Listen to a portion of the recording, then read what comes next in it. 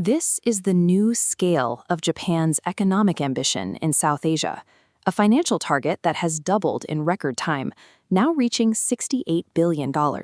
In July, Prime Minister Sanae Takaichi will land in India for a high-level summit.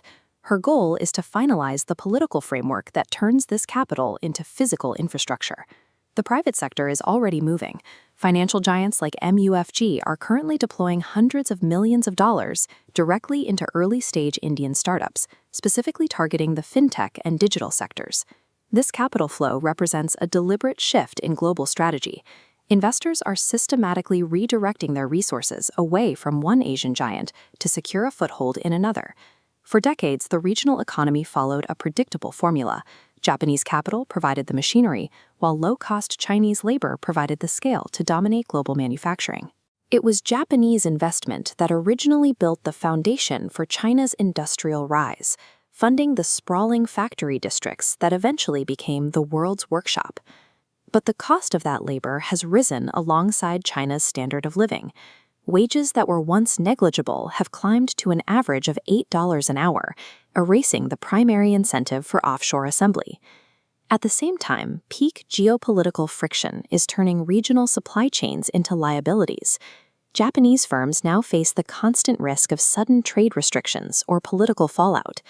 With the old manufacturing model no longer safe or profitable, a significant migration has begun.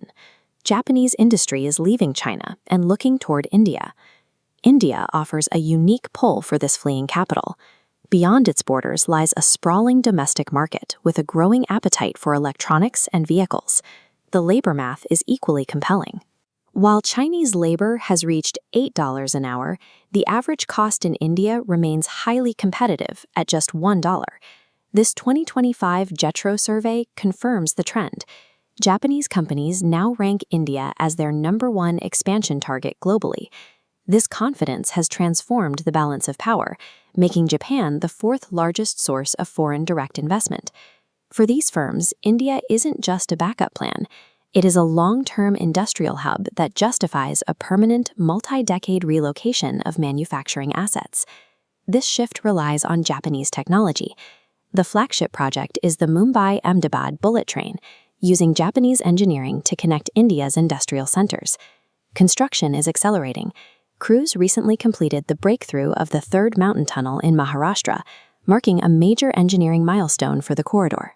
Tech firms like Renesas and Tokyo Electron are building a self-sufficient semiconductor ecosystem, ensuring that high-value components are designed and manufactured locally. Maruti Suzuki's new e-Vitara has already secured a spot among the top 4 electric vehicle brands, just months after its launch. India is also serving as a global export hub for these vehicles. Maruti is currently shipping electric SUVs to 46 different countries from its Indian manufacturing base. By investing across infrastructure, building advanced semiconductors, and upgrading mass transit, Japan is constructing a China-proof economic ecosystem within India's borders. This partnership relies on a deep exchange of people.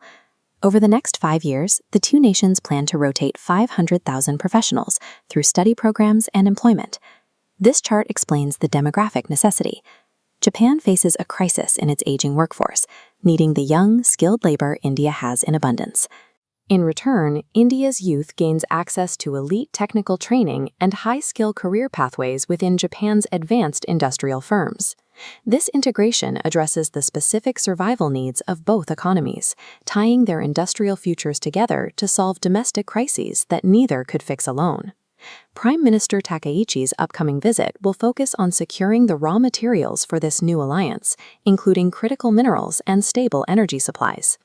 Every new factory and rail line brings the Make in India, Make for the World vision closer to reality, backed by Japanese engineering and funding. The India-Japan partnership is establishing a resilient industrial base in the Indo-Pacific. For Tokyo, it provides the security of an independent economic axis that no longer relies on a single manufacturing neighbor.